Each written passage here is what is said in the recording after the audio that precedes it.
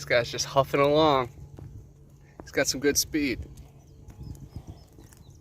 Can hear him breathing. I don't want to stress him out. I just want to get him out of the road.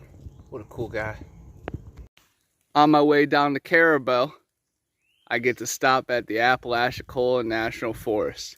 Even driving through here is super weird. The Kevin Saunders experience and encounter reigns through my blood, man. Telepathy, introduction to her parents. On the way to Carrabelle, you can't get there without going through Tate's Hell Forest. Man, CB Tate met his fate after 7 days in this swamp. He actually ended up in Carrabelle. So luckily I have a car, but my safe being is not promised, so I still gotta get it right. Wow. Here we are at the old Carrabelle Hotel, one of the most haunted places here in the Panhandle. A long time ago, a hurricane decimated this city and everybody rushed this building. There is a cigarette smoking man ghost on top, and on bad storm nights, you can hear the door rattling like they're trying to get inside. There's also some playful guests in this hotel.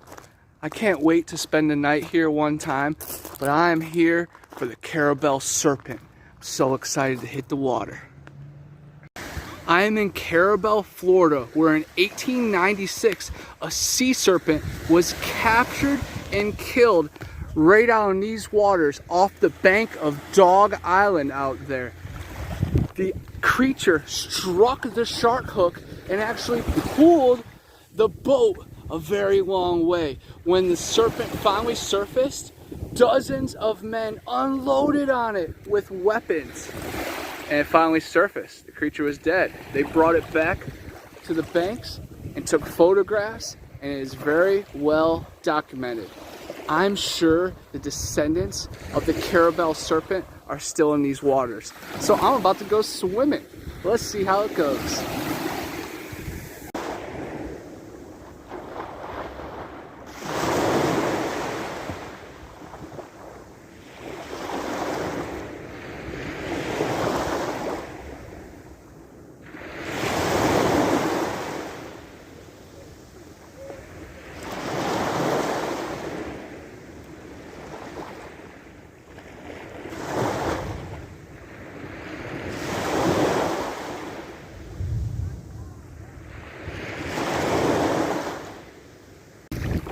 This water is dark and warm, so when something strange is near, you feel that cold. It's a huge storm coming from that side. It's really cool to see the mist in the air. Wonder how many of those people know that there was a 46-foot long serpent captured in these waters. Plus, Lake Powell has had its strange creatures, the Pensacola Serpent. And of course, Jaws was filmed in these waters too. Gotta be careful. Honestly, I'm more nervous about dropping my phone than being eaten. I might have to get my priorities in check. But man, can't beat it out here. Got my glasses in a nice band, so they're safe. This is flat as can be out here, guys. Whew. Paradise. Keep your eyes in the distance for a fin or a serpent.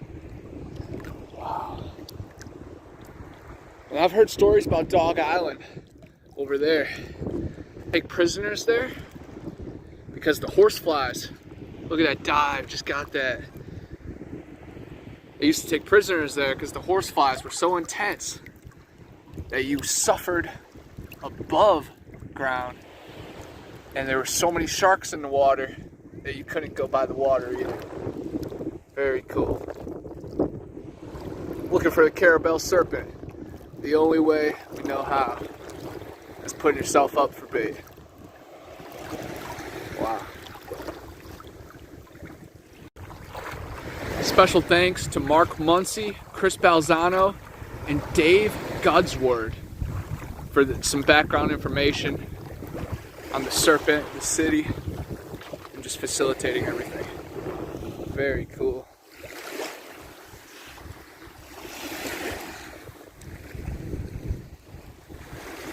I would love to live in one of those homes. Really cool that this is the World War II D-Day training site. The amphibious soldiers, they trained right here on this beach and water. They practiced for Normandy right here. Wow, connects to Overlord.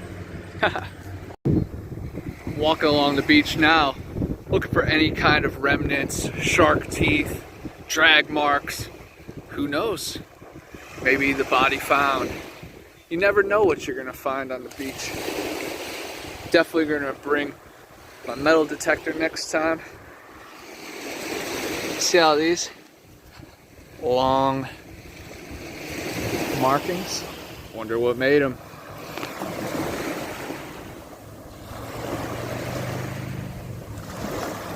Definitely love the vibe of this place. I got my Creature from the Black Lagoon shirt on, enjoying a nice getaway at the beach, looking for the Serpent. Hopefully I don't end up on Dog Island. It's just him. These might be the dwarf cypress that I've been hearing about. Very rare. There's a couple more stumps up here. It's awesome when throughout the day you're given clues and then you're able to figure out some progress. Now, if only the Serpent will surface. But all we can do is keep our eyes open, be close to the water, be filming, be alert, try to manifest it. And I think the thunder is recreating the Leviathan growls. But man, any day that I'm walking on the beach, smoking blunts, above ground, it's a good day. It's a very, very good day.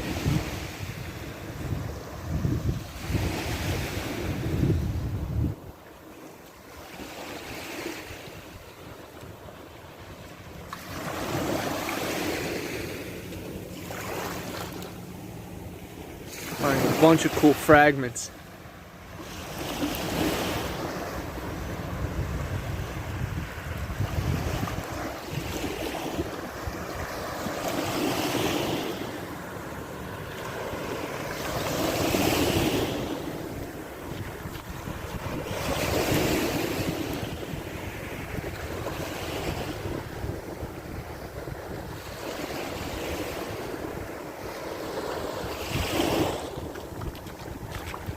Very cool. What a magical place. The Carrabelle Serpent. Be safe. About to check out the Carrabelle History Museum to see if we can get any tangible evidence of the serpent capture.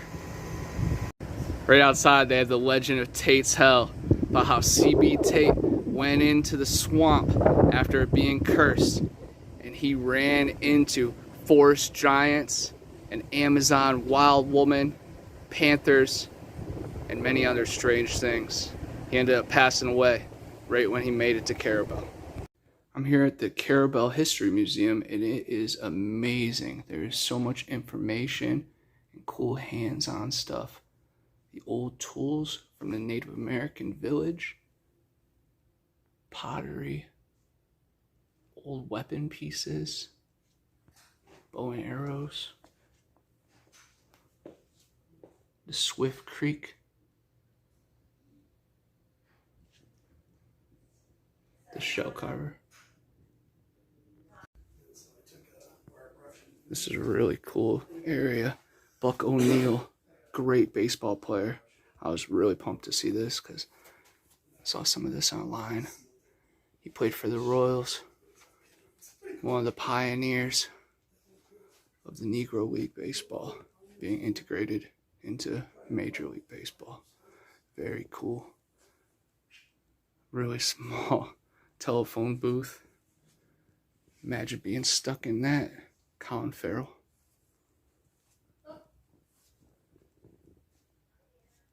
Tons of cool history here.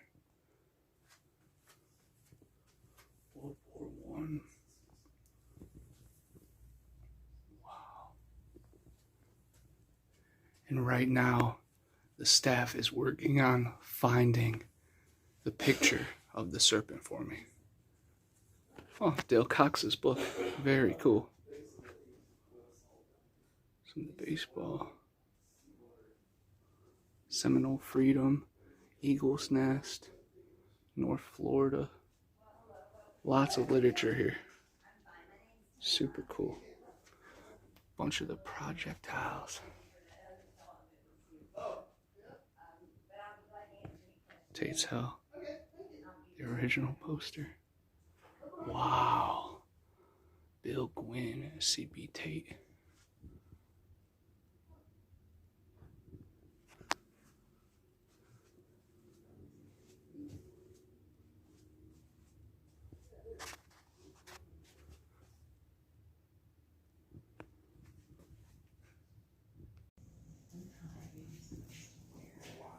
Right here you get to hold a shard of history in your hand. Pretty cool. Soak it in.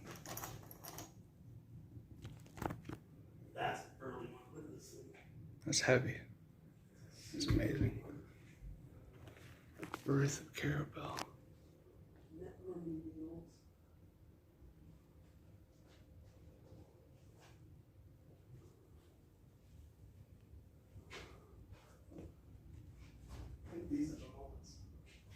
Very cool tripod. Looks for a telescope.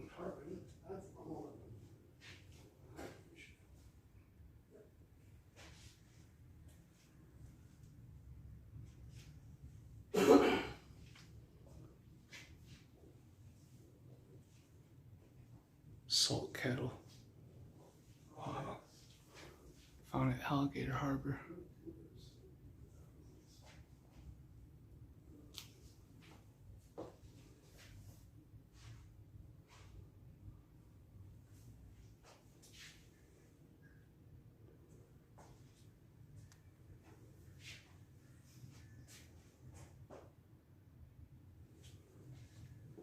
Good old railroad spikes from the early 1900s, older than 100 years old.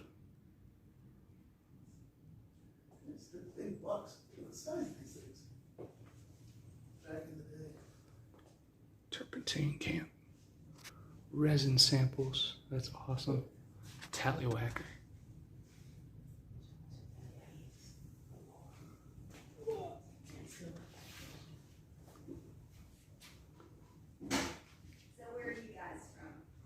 So much history. And right there, Dog Island. In between there is where our point of interest is. I'm super excited.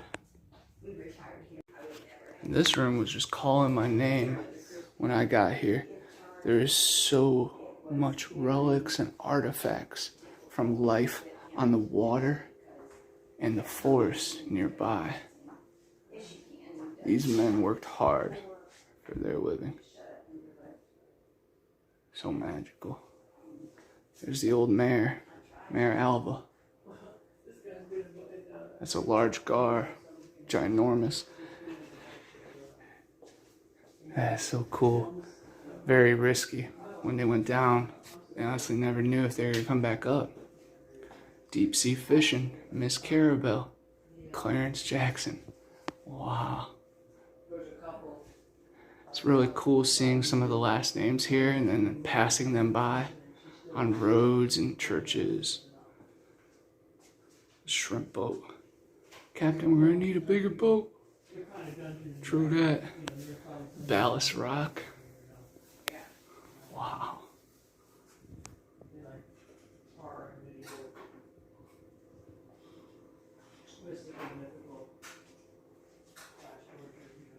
Suwannee pine. That's so cool. Celebrating the 1930s. Wow. Yo-yo style quilt. That is new. Different captains and chiefs of the area. Tarpon. Shout out to the founders and the directors and the people that take care of this place. This place is amazing.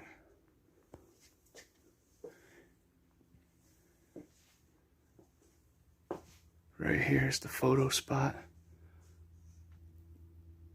for the smallest prison jail in the world. Original cells that were on the brigs, used on ships. Typewriter.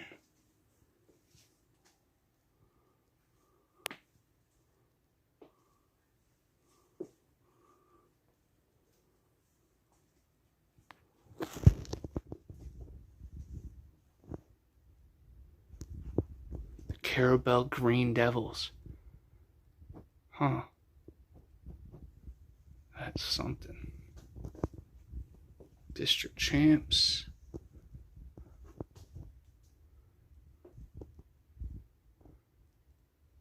The Panthers. See a couple of them in the forest around here. Wow.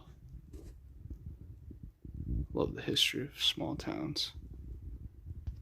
Right here is a monster 16-foot gator captured and killed in the area, and then a bear captured too. They ran their dogs from Tate's Hell all the way to the coast. Very cool. We are in Carrabelle, Florida, where in 1896 a sea serpent was killed and captured. I'm at the Carrabelle Bottle House and Sphere. Look at that thing. Got to meet the owners of this magical place. Wow. It's truly a masterpiece. Look at this. And you guys all know me as the bottle guy. So truly, truly magical. Here's the guest list. Bigfoot, Anon, YouTube.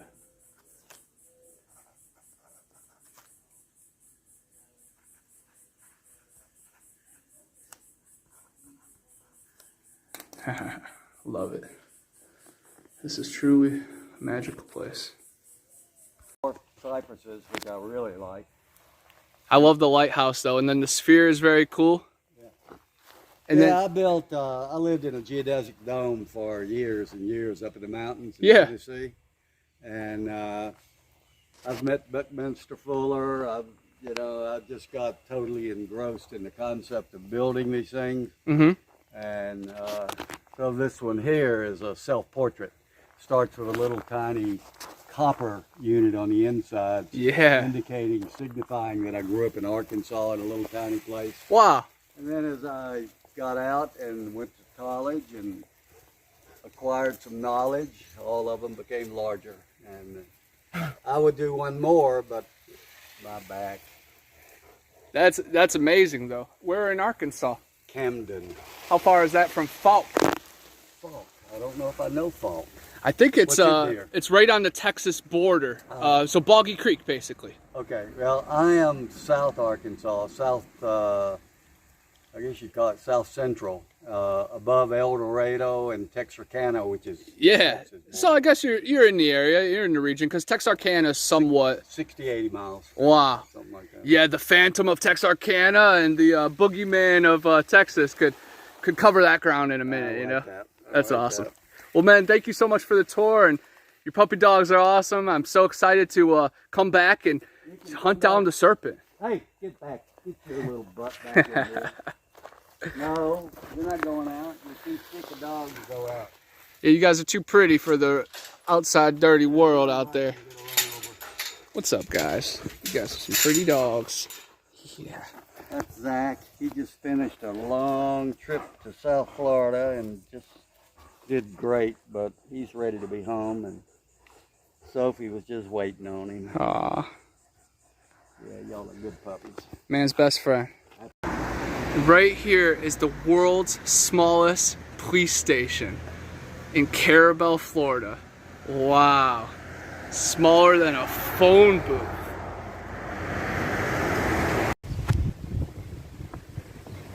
misguided. The skies are getting dark and the water's turning darker. Perfect time for the Serpent to be roaming.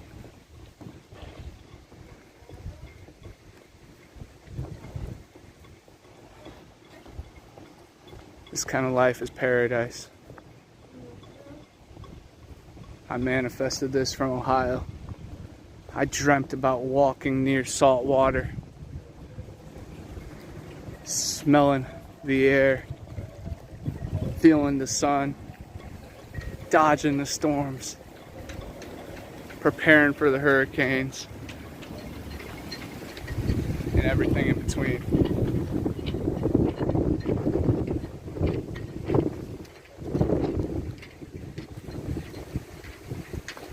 Lady Lisa. These waters hold secrets. Hopefully I can figure some out. The Crooked River Lighthouse. I've been waiting to check this off my bucket list, and wow, it is monumental. Imagine the view from up top there, but you can just feel the energy. It's a special place, especially while the storm's going. This probably helped a lot of people get home safely. I've seen it 2 or 3 times out in the woods. One time I came around a curve and it was sitting on its haunches right in the middle of the dirt road, and it just walked off. And as I looked at it, it walked into the palmettos, and I can still see this picture in my mind of the from here back with its long tail coming down like that. Wow. And it would have been the size of a panther. And a lot of people that have seen it thinks it is a panther, and it may be. I haven't got any way of proving that one way or the other. And I've seen it on a couple of other occasions. It'd be sitting in the middle of the road, or I'd see it way down the road as I drive the back roads back in here. And when I get all bound up, that's what I do. I'll go to the woods and drive the dirt road. That's the best way to get away from the world, you know? It is, yeah. And we have an area out there that's, what do we call it, Tamara? I'm sorry. The area. Huh? What area? Tate's Hell? The woods, yeah, Tate's Hell. Tate's Hell, yeah. Yeah. And in fact, I told somebody that pearly gates and streets of gold don't mean a blooming thing to me. Give me Tate's Hell, it's heaven on earth. Yeah. And I love that. And I just love the woods, and that's a great place for me to relax and drive the dirt roads, and I can just I find to see a lot of interesting things out there, and animals and birds and cats, but I have seen the cat on several occasions, and I've had some other people have seen it, and but when I saw it, you know, I wasn't sure what it was, and then it got up and walked off. And so what? This is the video. Oh. I was trying to find a better one. Oh yeah. A friend of mine was sitting on a tree stand, and he's looking at down the road, and he says this cat walking down, and he gets almost to him. Have you seen this? No, is this right here in this area too? Okay. Well, and it looks around, and he's up in a tree in a stand, and the cat looks around and then turns around and gently walks back, and then he steps into the bush and does his business.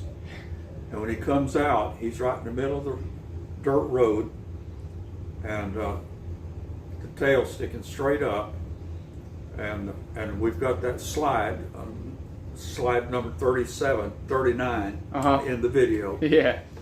And so we sent that to the FWC, and they looked at it and said, well, that's just a domestic cat. But they said, is there any way you can get a reference point?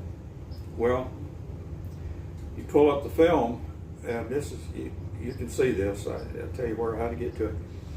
Right across the road from where it comes after it, it marked are 2 little pine saplings. And I went there and measured the trees. They're 8.5 inches apart. Put a ruler down, got a photograph, and then I go over and measure the cat. And when I do the math on it, it comes out to be 30 inches long. Oh, Yeah, that's much longer than a house cat. Yes. yeah, if that's a house cat, we're in If trouble. that's, if that's a house cat, Houston, we got a problem. Yeah, that might be the reason for all the cat food shortages around here. And I've had a few other people have seen it at times, and I've seen it on the road. First time I saw it, it was sitting right in the middle of the road when I came around a curve, and it just walked in. And I can still got a picture in my mind of from here back with that tail coming down. Wow. And they do believe that we have panthers up here. This, and I've had several FWC people have seen it. But they claim that the Fish and Wildlife Commission says officially that there is no such thing as black panthers, and they're none in Tatesville because there's no such thing. And of course, there are melanistic black panthers, just like there are melanistic white squirrels. You know, there are other animals like that. And so one of the interesting things about Carrabelle is they had 3 different high school mascots through the years. They started out life having the Mullets. They were the Mighty Mullets, and they played football and baseball, and they kept losing to Apalachicola, who were the Sharks. And finally the football team went to the coach and said, could we please change the name of our mascot to something sharks don't eat? So they changed it to Green Devils, and then they got in trouble with preachers, but they changed it a 3rd time, and they changed it to Panthers.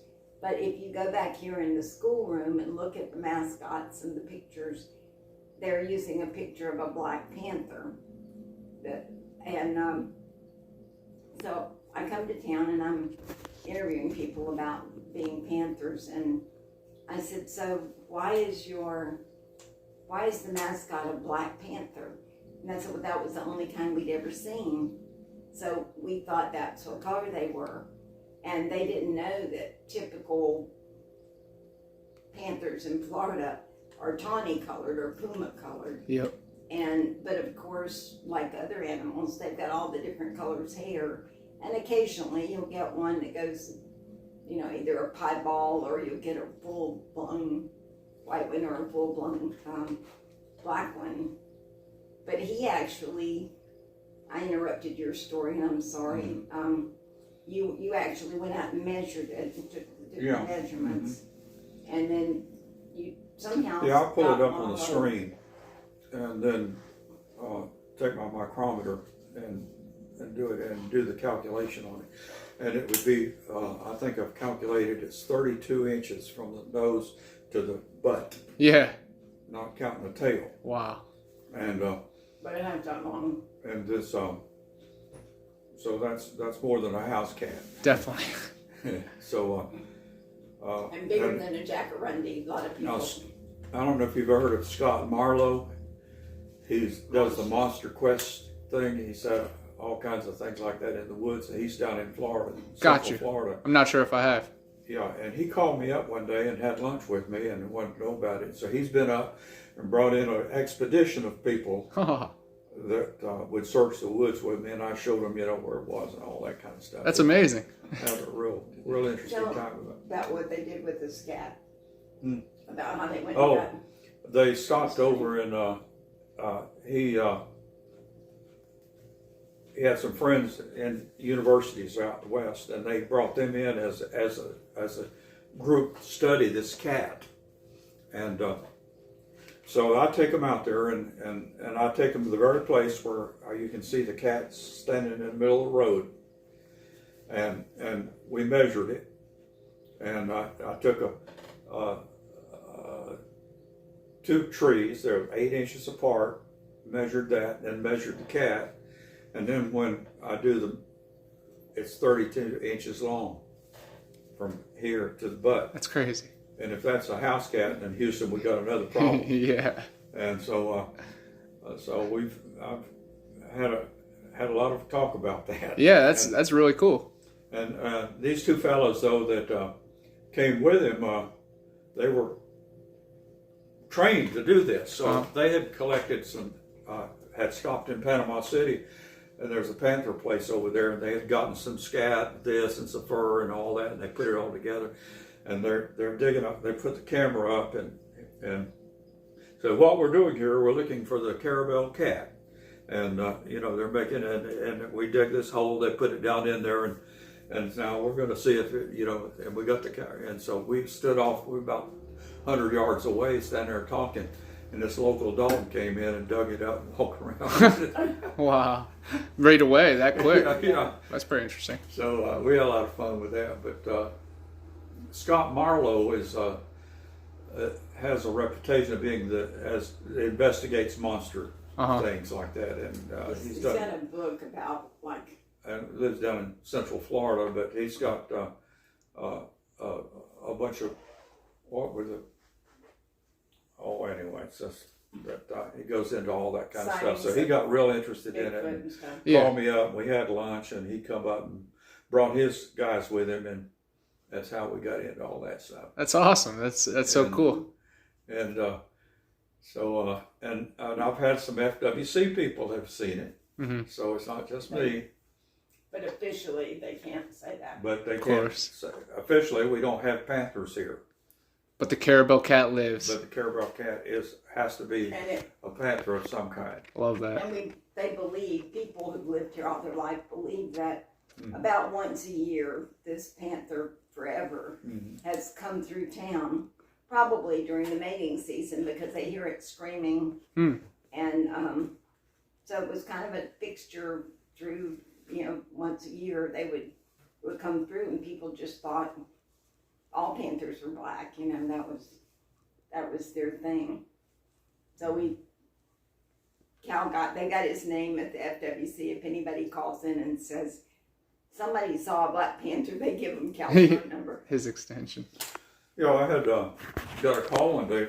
This is over on the other side of the river, and a FWC person had just come around the curve, and there was the cat sitting on his haunches right in the middle, and he first thought it was a black bobcat. Yeah. And it got up and walked off, and it had a long tail. So he goes to that spot and calls in to the dispatcher, and they have my number. If you see anything, call Cal. Yeah. And so I met him at that very place, and we found the tracks. Oh, wow. And they were about that wide. Yeah. Which is more than a cat. Definitely. Obviously. Yeah. And so it's that kind of thing. It's just all kinds of stuff. I love that. You guys need a Carrabelle cat corner and then the Serpent corner. Yeah. We need our unusual things of Carrabelle. That'd be cool. But you guys have an awesome setup here, and it's definitely revolutionary. So appreciate it big time. And you know, Joan is a marvelous curator of our museum. We started out on a shoestring. I mean, we were having trouble buying postage stamps. We were so poor, and local people would give us a little money, and we would try to fix something up, and then we would get a little more money. We'd actually buy real, you know, people let us use their scanners and make enlargements and one thing and another. But we started out using very low-tech type squares, you know, we just put those up. But people seem to like those because they're not plastic. You know, in a lot of the new museums, they just have a lot of plastic things. Yeah, this place, it brings you back to how it was, you know. It's a trip in time, you know. And you never know from one day to the next who's walking in. People walk in the door with the most obscure things that turn out to be something fabulous. And years ago, a local guy gave us a bell that supposedly came from the first schoolhouse in Carrabelle. Wow. It had been at his family's property for 30 years, and he donated it to us as long as we would, you know, promise not to give it away. So we hung it on a pole in the front building. And it was about 3 weeks ago, this fellow walked in with a photograph on a piece of paper about the quality of a placemat But on the picture, it had all of the students that went to the Carrabelle, this was back in the 1920s. All the kids that went to the school, and there's a 2-story wooden building with a bell tower on it, and the bell is in the tower. Wow. So we actually got a document of, we couldn't prove it came from there, we only had word of mouth. Now we have proof that that was there. That's amazing. Yeah, it's unusual just what comes up. I pulled up that video. On the picture there, Yeah. my friend that saw it for the first time was in a tree stand and saw it come down the road. And in fact, he's got it coming down and going back. And he's talking. He talks in the background. Yeah, he talks and the cat goes into a bush and marks it and comes out with his tail straight up. They sent this down to the headquarters in St. Petersburg, and they said that's just a domestic cat.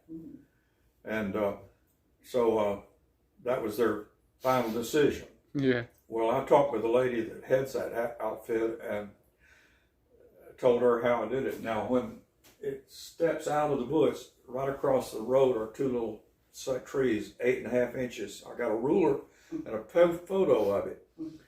And when I get the 8 inches, then I do the math on it and put it with the cat, and it's 32 inches long. It's a beast. And that's bigger than any house cat. I like it. And it's nice when you're old and you forget what you've already told somebody. They'll get to hear it a few times, and it will stick in their memory. So and I've seen it on at least 3 occasions when I'll be out driving the roads out in the woods out there. Hopefully, now that this opens up more people, more witnesses, and they'll come forward. Yeah, and I've had other people seen it. Yeah.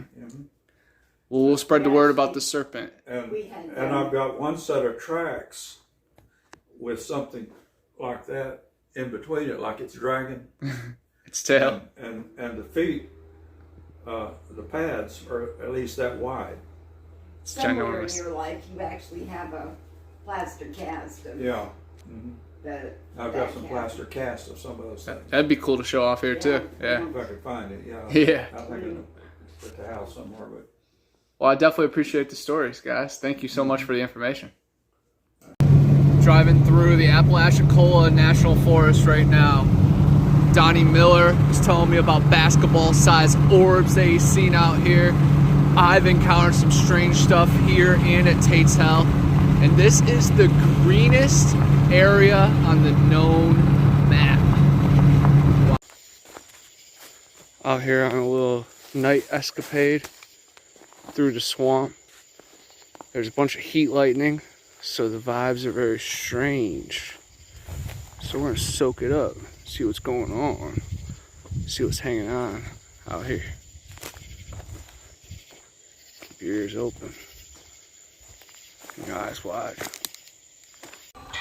I am actually knee deep in the water where the Carrabelle Serpent was captured. Is there any frequencies to let us know if there are more out there?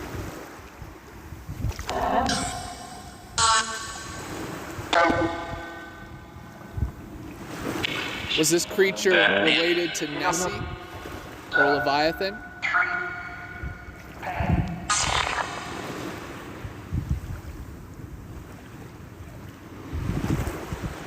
Are there mermaids in this water?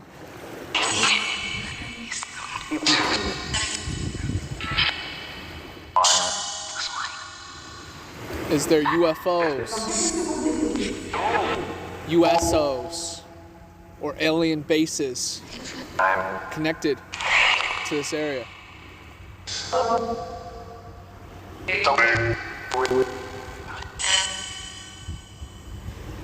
Are the hurricanes pulled here for a reason?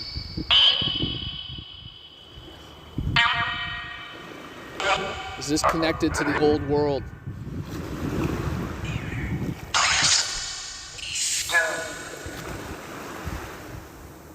Has anybody died in these waters?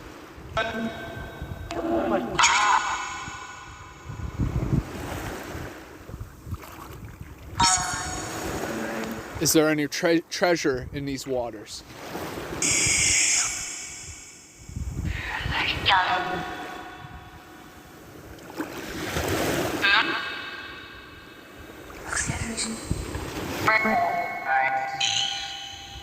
What is in Tate's Hell Swamp?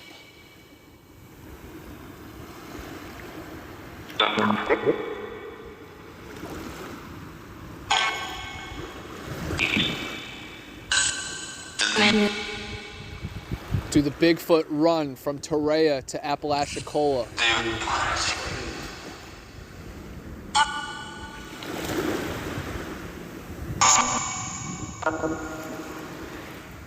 Is there still sea serpents in these waters?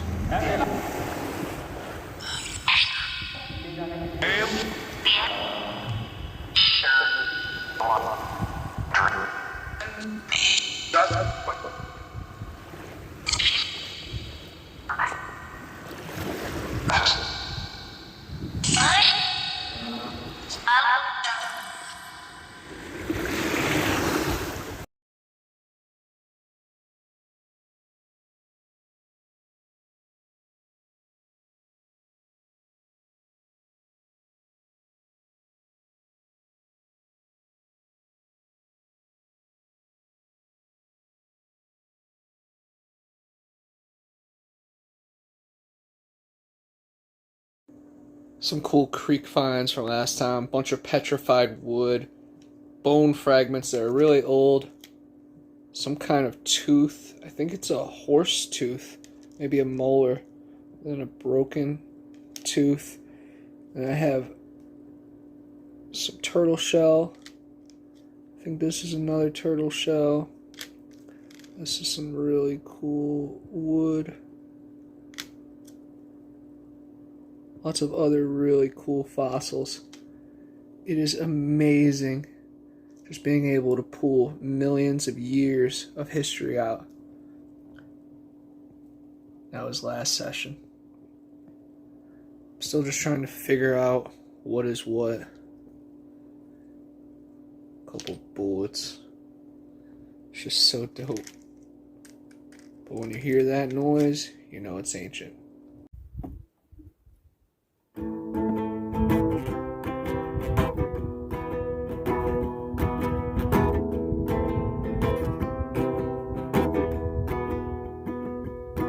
There's nighttime in her eyes and she comes alive.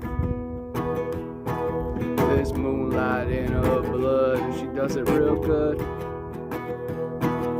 The monster in the swamp can smell her coming. It's hell of the yacht, you better get to running. There's nighttime in her eyes and she comes alive. Fireflies in the sky when she dances around the fire. The stars shine bright, but they stare down in desire. But one day chose to tell her no, never came back, never told a soul. There's nighttime in her eyes and she comes alive. Down by the river, they called her a sitter. They ran every summer and hid every winter. There's nighttime in her eyes and she comes alive.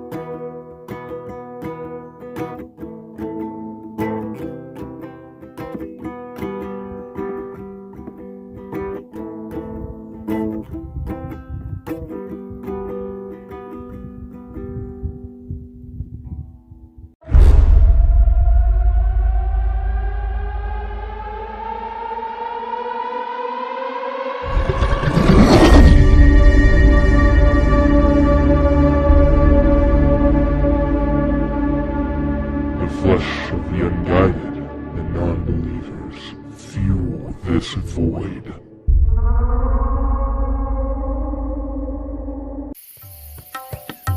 Hey, I'm Connor from Bigfoot Anon, and I'm always on the hunt for the next big adventure. When you're on the trail for long hours, you build up quite the stench, enough to drive any skunk ape or yeti away.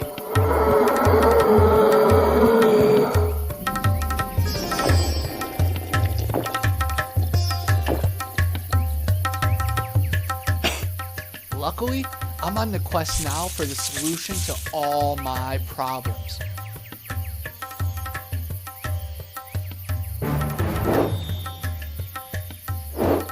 Yeti bars. They do exist.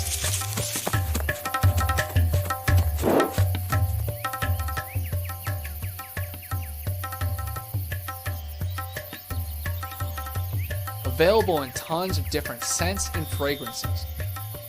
Check out YetiBars.net for more and use my code BA10 for a special offer. Clean like a beast. Yeti Bars!